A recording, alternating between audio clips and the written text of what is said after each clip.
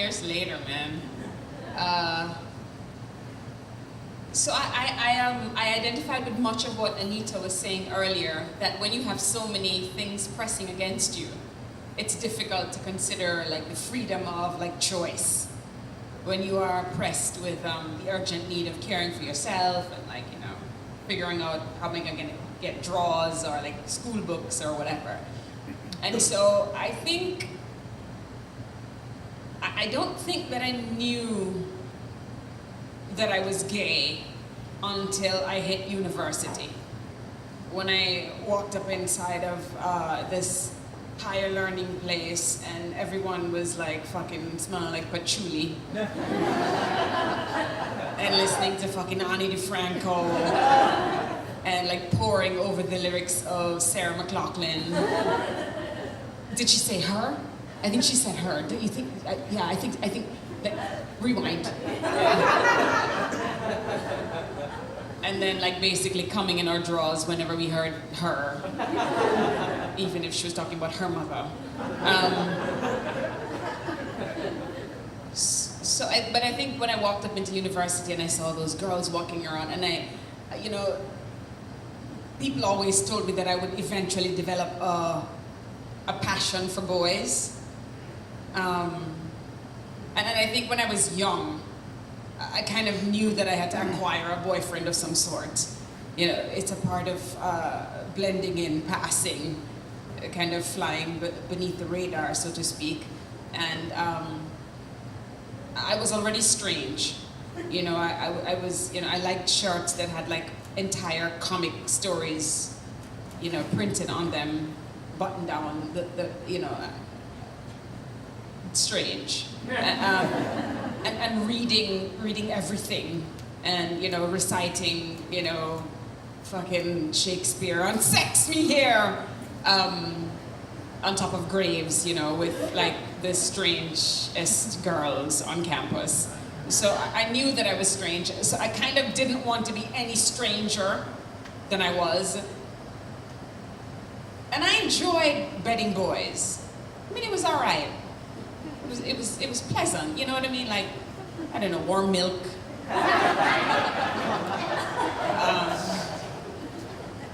I really didn't find it unpleasant. The only part that was particularly unpleasant to me was like, you know, if I had to put his penis in my mouth, which did not bring me joy. I know there are many of you in the audience for whom that is an ecstatic exercise. But you know, we all are fighting for the choice, right? To do whatever the fuck you want to do, right? Right?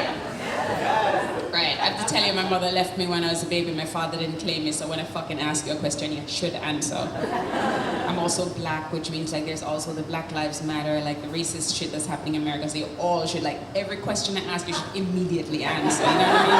It's like reparations. Right, so back to the story. So here I am at university. It's all like fantastic. It's all great. I'm like walking around on campus. I'm like, I don't know why whenever a particular girl approaches me, my rather extensive vocabulary shrinks like crazy amount. Like I'm just, you know what I mean? And yes, Raquel, I'm going to tell the pencil story.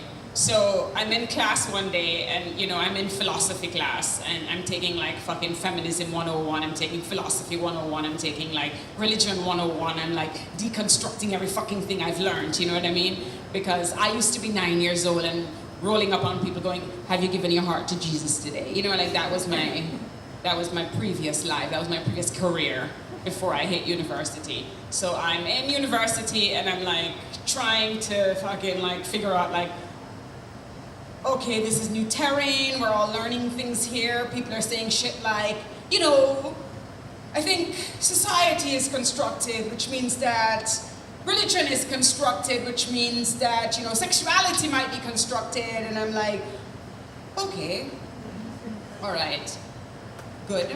And somebody says, I think there are, you know, even God might be constructed, and I immediately move out of the way because I know God is gonna strike your fucking ass, and you're gonna be in jail, sure, you're gonna be in like, hell shortly and I don't want to join you there, so I move out of the way.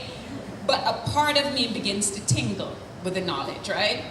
And then there was this girl, let's call her Annabella, and she's so fucking fly, and she's got like really short hair, like kind of like a little bit of a buzz cut, and she's like walking around on campus, and she's sort of my friend, but not really my friend yet, you know, like she's sort of strange, and she's listening to fucking Cranberries, she's listening to like Natalie Merchant, and you know, like all the signs are there, but I don't know the signs yet.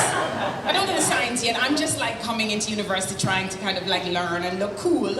And she likes to chew on her pencil, and I remember the moment when I thought to myself, you know, I no longer was paying attention to what she was saying. I was just thinking, I wish I were that pencil, I wish I were that pencil, I wish I were that pencil.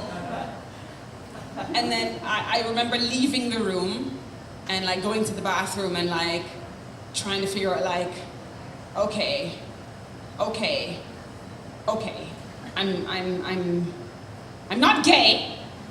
I know I'm not gay, that I know. So we can just X out gay. So I might be curious, right? Right? That's something we are. We're curious, right? We want to learn things. You know, I'm an intellectual. I'm interested in learning things. So because I know of this thing, like women are attracted to women, and I am now exposed to that idea as an intellectual idea. Like because I am myself a curious intellectual being, I am then curious about this intellectual idea of like being with women. It's not really a thing. So where do all the gays live in the world? I think they live in New York. So I'm going to spend the summer in New York and investigate this thing and get it out of my system, and then go back home and be a professor and marry a nice boy and have a 4-wheel drive with a fence and 2 children and dogs that live outside because we're Jamaicans and the dogs don't really live inside. So, and then I come to New York, and then I roll up in the fucking, like, where's Martin? If Martin was here, he spoke first. Right, I walked into the fucking Stonewall Inn one night, like late, because I'm going to like a different light bookstore. I'm looking at you because you might know these things. Oscar Wilde, they're long closed, but like we used to roll up in these places and like, you know, sit in there, and I don't have no money to buy these fucking books, but I am reading all the fucking stories about women kissing each other in fucking Montana. That's where they're kissing, and then there's this whole story about these 2 Montana lesbians who are like secretly in love, and then they come out to their town in Montana, who the fuck knows where, which town, but they've come out, and they are coming out, and it's great, and their families, they cut to the end of the fucking story, they throw a parade for them in Montana. This small town in Montana, they have this big fucking parade, and I'm like, you know what?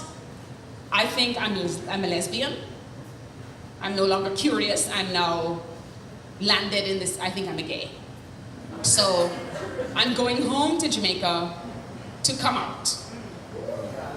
I don't have a closet, but I'm coming out of it. So I go home, and I'm like, yo motherfuckers, I'm gay. And 13 boys dragged me into a bathroom and sexually assaulted me. And one of the things that I usually, I drag you all through that story and bring you here, and you're like, oh, fuck you, Staceyann Chin, like, that could have been done far gentler. But I drag you here to let you know that the process of coming out is not one story that is working for everyone else. You know, I travel across the country, and young people who are like 22, 18, 17 years old say, listen, I know I'm a lesbian, and my father is just against it, and he's gonna kill me if I tell him, but I know I'm very proud and I'm gonna tell him. And I'm like, yo, hold on, wait a second, who is paying your tuition? And what happens when you tell him that you're gay? And does that restrict your freedom? And where do you live? I mean, are you safe if people know this about yourself? Because really, the college years are so fucking few. They're not long they might feel long in the moment. So I preach this gospel called strategic coming out. You know,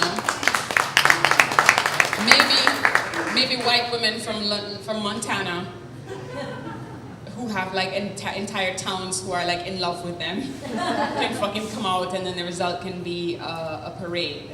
But for some of us, the stakes are higher, the situations are different, and so one's coming out method doesn't fit everyone.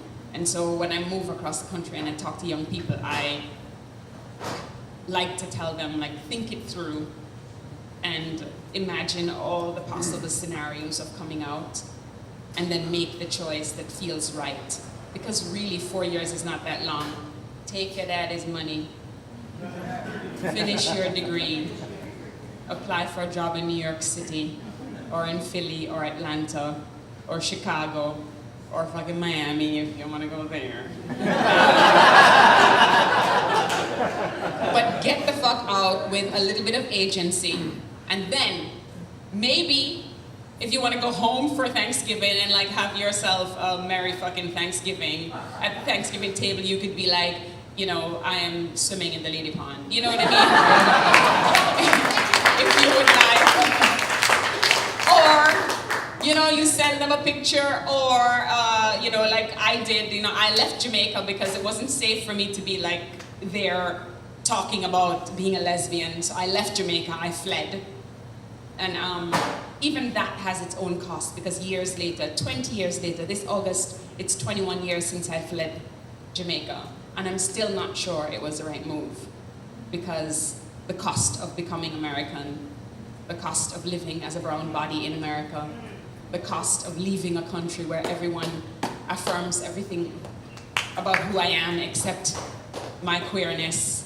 I mean, America is not a fucking panacea. I know, like, people love to talk about how we come here, we get asylum between Trump and his fucking ugly children. You know, all you hear about is like how everybody's coming here, but we immigrants, we lose so much of who we are by becoming American, and I don't want that to be lost in the narrative, the asylum narrative, the narrative about coming to America, because some of us live really, really, really, really, really good lives, and we make the decision to come because we want to be open and queer, and we want to be in partnership, but we lose other things. Anyways, back to this, whatever. So it's a very complicated thing, this business of coming out. And even now, 20 years later, when I'm like a professional lesbian,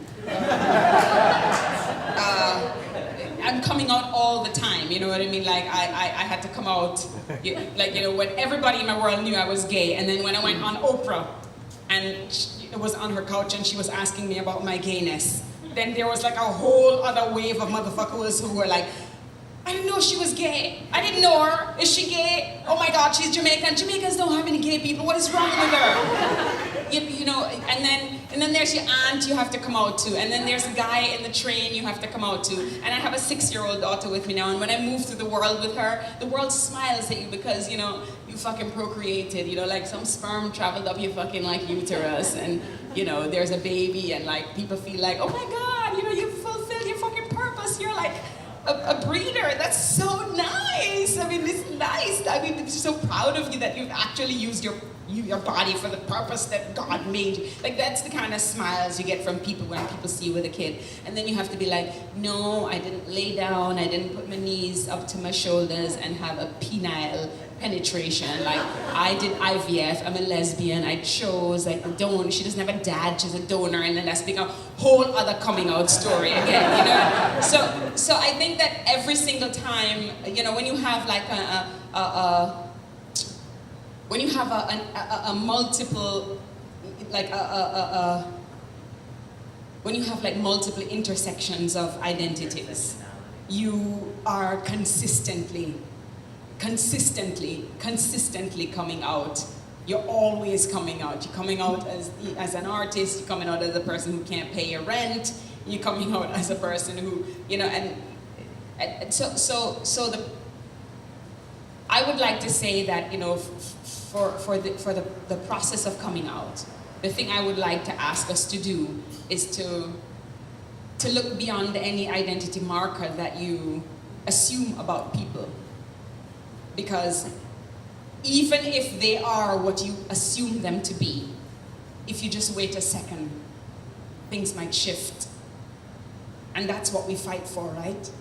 Not the right to be any one thing, but the right to be any goddamn thing you choose.